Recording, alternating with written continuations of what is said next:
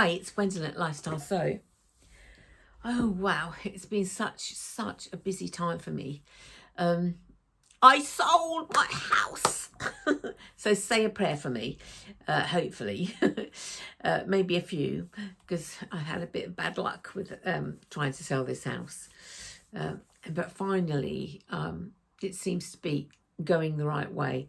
I only have to have put an offer on another house, and whether it'll be accepted or not, I don't know. So I'll probably have to have a look at a few more maybe. But we will see. We'll find out on Monday about that. So that's all very exciting. And although it's all very exciting, oh gosh, it's so worrying when you're on your own. Really is. I've got a bit of a frog in my throat. You can hear it, can't you? My asthma's playing up a little bit. It's just so strange. Years and years ago, when I was buying and selling houses, God, I was there, I was down, I was on the ball, bang, bang, bang. And but now it's what? It's, you think, oh my God, they're not accepting the offer, because that's, you have to negotiate. Yeah, obviously. And it's awful, because if people just, if you were allowed to give 3 prices or something, or do the system totally different, I don't know. But in England you can get gazumped, which means that you can have an offer accepted, and then somebody can knock on the door 2 months down the line and say, actually, I'll offer you 20 grand above that, and they take it, and you're out. It doesn't happen like that in Scotland, but it certainly does. Because in England, if you don't know, there's England, Ireland, Scotland and Wales. That's the United Kingdom, UK.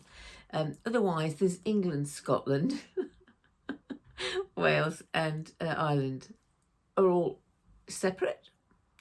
So it's like I say, so down in England, selling houses is very different than how you sell them up in Scotland.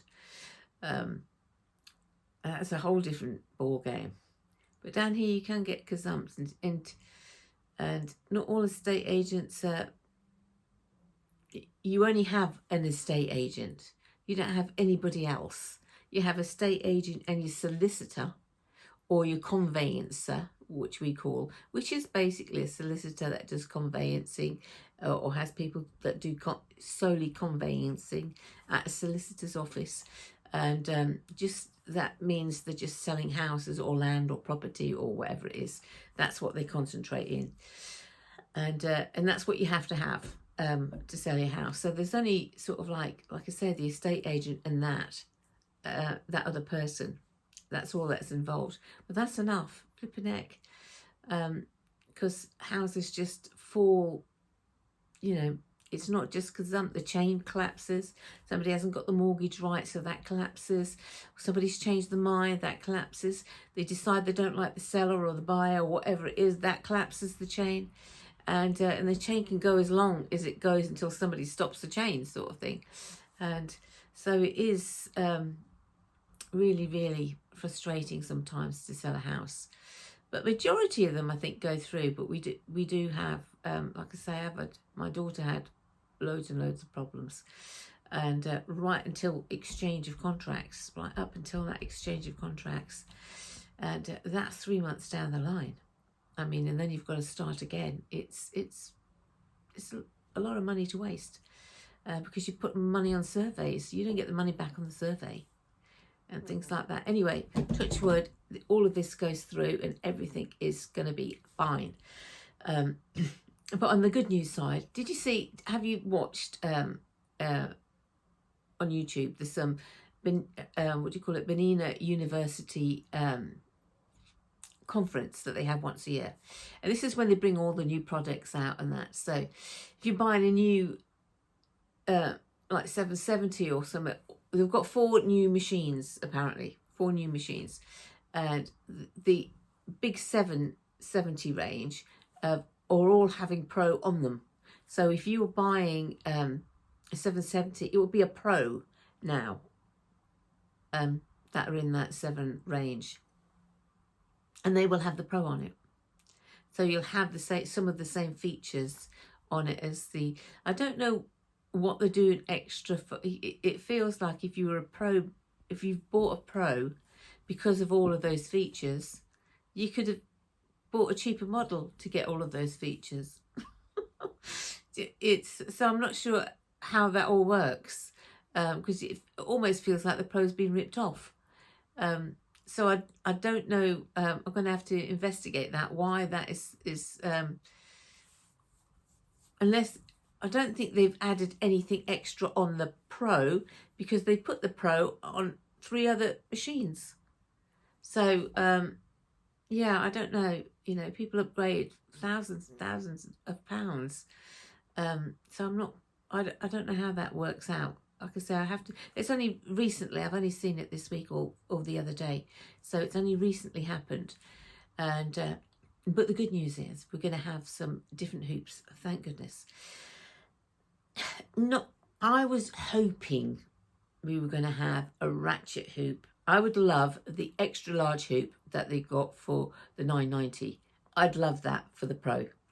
That's my favourite hoop. Ratchet hoop, great big hoop. That's the one I would really, really like. Estate agent on the phone. Oh, I've got my glasses on now. All official. Negotiating the price. I've had to go up to my absolute maximum price, and I have no money to decorate. I have to stay at work for a little while and paint it, because I haven't actually retired yet. I was meant to retire this year. Well, I was meant to retire 2 years ago. I stayed on 2 years, over 2 years now. And it looks like I'm going to be staying on another 6 or 7 months, because although the house is lovely inside that I'm going to buy, upstairs it's all painted like dark greens in the bedrooms, and it's north facing bedrooms, and I suffer from SAD, which means, you know, you need more light, but the downstairs is not too bad, because it's got enough light that I need downstairs. But we will just have to wait and see. But it is a beautiful house, but unfortunately I can't go past a barrier, because I literally can't do it. So I've given the best offer, the best shot, and let's hope that works. Fingers crossed that works. If not, then I shall move on, because on Monday there's another house I quite liked, and it just needs a lot more money spending in it, but it is a lower price, a little lower price, so it might even its way out. Anyway, back to the Bernina University. So they're going to have, you know, the large clamp hoop, which is like a square. So you have the small square clamp hoop and a large square clamp hoop. But they're also going to have a super large long one. So that is fantastic for a lot of people. They're going to have that super large clamp hoop.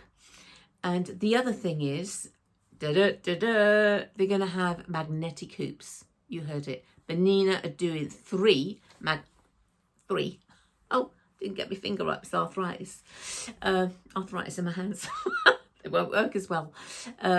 3 magnetic hoops. So you're going to have the super large one, and then a medium one, and then a small one. So yeah, that was a little bit of a surprise. I thought they were going down the hoop. Somebody must have said, no, you've got to get into the magnetic stuff. I like the ratchet. What is the matter with them? I like the ratchet. The ratchet is perfect for people who have got arthritis. Absolutely. I think I'll write a little note to them about that. I would prefer them to do a larger one. I've got the maxi hoop. If you don't know, if you buy a jumbo hoop, you can only sew in the maxi capacity, if you like. So the maxi hoop has set, it has to be like, I call it a 1/4 inch all the way around, where your foot can go all the way around. So the same as you can in the maxi hoop. So don't go thinking you can go out and get a bigger hoop to sew in. You can't, because the machine won't do it. And that's on all the 7s, by the way. It's not on just, you know, this is the Pro, 790 Pro.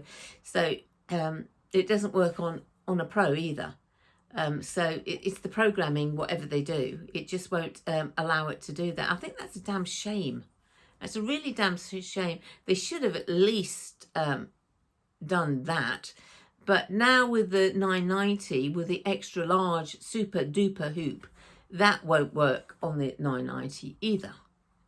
So I think Bernina needs to sort that out, because, you know, they need to give somebody on the 990 a bigger hoop, because you can already get the other hoop, size hoop. So really, except for the magnetic hoops, I guess, the magnetic hoops, and you can do that. And I guess in their mind, the clamp hoop, but I can't remember the sizing of the clamp hoop, but I know it's pretty long. But all of those clamps you've got to put on, and if you've got arthritic hands, or you're getting a bit like that, that is a tough call. So I know, because I've got the medium hoop, and well, it's the large, I don't know what they call that. Yeah, it's the large one they've got already now, so it's a square, and it's quite hard. Anyway, I'm ranting on, so that was really good. Oh, what's that? The other thing, for a lot of you may know this. I didn't know this, because when you buy a machine, you don't get emails telling you you're getting an update. But there was an update for the 790 Pro in January or February. So it's a firmware update. It's very, very easy to do. I've got firmware. The update is exactly the same as any other update. So if you have a look on Lifestyle Sew and have a look at a firmware update, it's exactly the same thing. You go into Bernina, if you're doing it from, I do obviously from the UK, because I'm in the UK. So I would put in a Bernina 790 Pro firmware update, and just put that into the computer, and it brings up that exact page. And all you're looking for, because it will say technical stuff, and it'll say notes. But if you download the notes, it'll tell you why it's having the update, what are the update bits that's gone into that update. So that's interesting to know when you do that. And then it'll say the update. You don't have to do any of those except for the update, the actual update for the machine. Now, I will tell you, it does say this takes longer to do the update. And they are right, it does do longer. And you're thinking, oh, just start my machine. Do I press the button? Do I press the button? And the answer is you don't press the button. You don't do. Once you put your USB in and you go to your update screen and you press go and you press it, you leave it. Okay, and what it's going to do, it's going to do some blah, blah, blah, blah, blah, and then it's going to restart, and then it's going to take forever. And you're thinking, oh, I'm going to do that, I'm going to do. So what you should do is go down or go away from your machine and go and make a cup of tea or do something else for 10 minutes, because you don't need to press any other buttons. That's it. It's going to do its job. And then you'll come back and you'll just tick OK, I think, or something like that. Or you might not have to do anything. I can't remember what it says. But that's it. That's done. It's not like a computer, although inside this machine is like a computer. But it's not like a computer. You know, when you put your USB into your laptop or your PC or your Mac, you can't just pull it out. You have to go into your computer and you've got to click on, like say in a Mac, it's in the computer, it's USB is in that computer, laptop or a computer, and then you would go up to the top and you would, before you would do that, you would have a look at where it is on the left hand side. Down, you would scroll down on the left hand side where you put your USB in, and where you would put it says what you're on. What do I mean? It says downloads. It says, you know, all downloads and everything, and you'll go down, and then all of a sudden your USB might say FIT company, or it might call it a different name, the USB, the actual name of the USB or the company. It will bring that down. Like if you have Sage, it might bring Sage down on an F drive or an E drive. The E, F, C, D, it doesn't matter about the drive. You've got loads of drives. It's just saying that USB is in this F drive. You would click on it, and then you would go up to the top. You would click down on one of the files at the top, and scroll back down and it'll say eject, and then you eject it. And that's on all of them. You have to go on to the USB in the machine first and click on that. Even though you might be in it, you might have come out of it and done something. So the USB is in your computer, and you go into that section where your USB shows, and then you just click on it, and then you'll go to the top of your machine, drop it down, and then you're looking for eject, and that's what it does that. Now, saying that about USBs, there's only two things you need to know when you want to download a new software. First of all, when you have a USB, have I got it here? Okay. Now, this is not the exact USB I've got. Now, this is a USB, and this is quite a lot of, this is 64 GB megabytes, which is a lot. And it has loads and loads of embroidery on it. Absolutely loads. No problem. I don't have a problem with it. Okay, that's that. Now, this has only 2 megabytes or something, or 3 megabytes on it. And yeah, this is just a works USB many years ago. And the end comes off and you have a little USB. Now, I've also got a USB that's downstairs, and it's a tiny little domino. And I think that's got like 3 or maybe 4 USB megabytes on it. It has enough megabytes on it to do that. So it doesn't matter whether it's 64, but you wouldn't want a 64 one. And the reason why you wouldn't want a 64 one for your downloads for your computer, for, you know what I mean, your downloads for your firmware update, because whatever USB you pick, you just want a small one. You just want a small, you don't need a lot of megabytes, you just want a small one. If you haven't got enough, it won't download anyway. So, but you just need a small one, and the reason why is you're going to download it, you're going to put it on your computer, and when you come back, and next time you have a download, you're going to put this in, and you're going to transfer it back to FAT32. Not FAT32. That's what it needs to be. And when you put it back into your computer, you're just going to wipe whatever that is on here, that old thing. You're just going to delete it and put it in the bin. We don't need it, because you're going to put your new one on. You can't have 2 on, because your computer will get confused. So it can only have 1. That's why you only need a little one of these, and you keep it over and over again for your downloads, for your firmware update. Oh, I said it right the first time this time. Your firmware update. But it needs to be FAT32. So like I put this in and I just wiped what was on there. And then I took it to a different computer for no reason. Because you can. So you can, because I took it to my Mac and I wiped it off my Mac.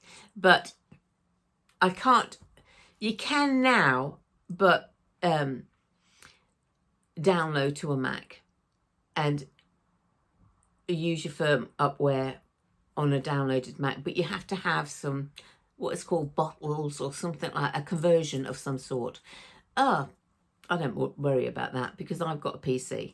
So I just got rid of the rubbish on my Mac because I happened to be sitting there one day, and then I went over to my PC when I needed this new firmware update.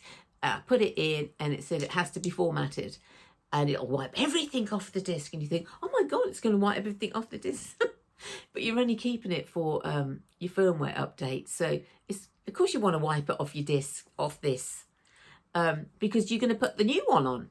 You know, so it doesn't matter if you put this in first or whatever, it's going to be formatted to FAT32.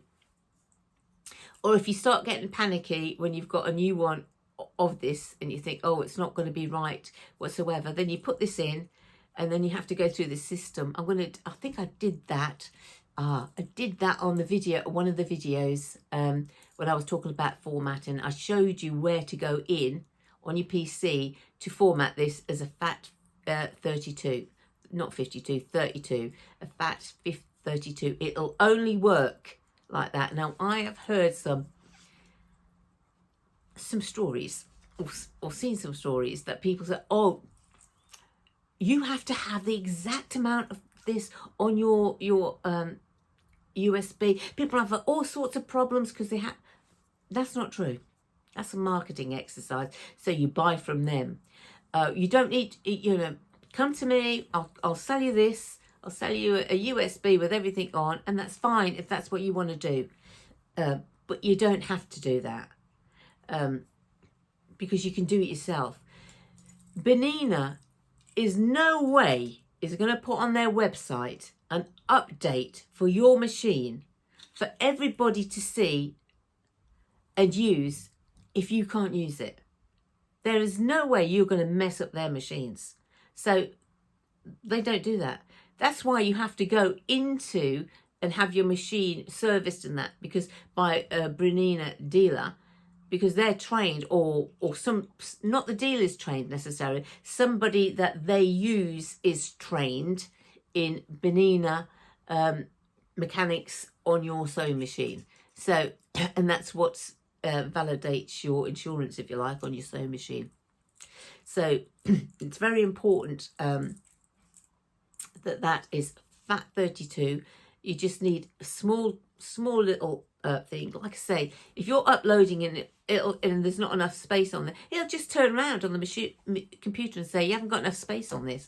And you think, you might have one in the drawer you don't use. You think, oh, what's on that? Oh, I might as well use that. And then you keep it for over and over and over again. So there is an update for this. It's not for the Plus. If you have Plus or any other machine, just go on there and check to see when your last update is. And it's easy to check because you'll go into your machine and it'll show you the last update, what that is. And then on the Bernina site, it'll tell you what that number update is. And obviously, if that's different, then you can update it. But just make sure it does need updating. You haven't already done it, or somebody else hasn't already done it. Because sometimes if you take a machine in, they'll have done that update for you. But it's really, really, really easy. Anyway, let me know how you get on. So I'll try and drop a link about one of those videos that you update, and hopefully you can fathom out what you have to do with that. Okay, so I've talked about a couple of things for you today. I didn't make this dress, by the way, because I know somebody's going to ask me. It's got bell sleeves. It goes all to the floor. I'll show you the other half of it, or part of it. It goes all the way down to the floor. It's like it's made of like linen. It's a Marks and Spencer's dress from quite a few years ago. It is so comfortable, really so comfortable. I've gone out in it today, and lots of people have said hello. I quite like these fluffy sleeves for the summer. These belly-like sleeves, they are lovely for the summer. You haven't got anything clinging onto you. And this is quite fitted with slits at the side. But I do have, what have I got? A long one, which is, again, from Marks and Spencer's. Because you can buy them slips. I always used to have slips. It stops anything sticking to you, and also stops any see-through. Because a lot of the fabrics now are quite see-through. So it stops the see-through look on it. Well, wish me well. I can't think of anything else at the moment but that house. I'm absolutely thinking, fingers crossed, let them see what they're going to come back to. Okay, take care. See you soon.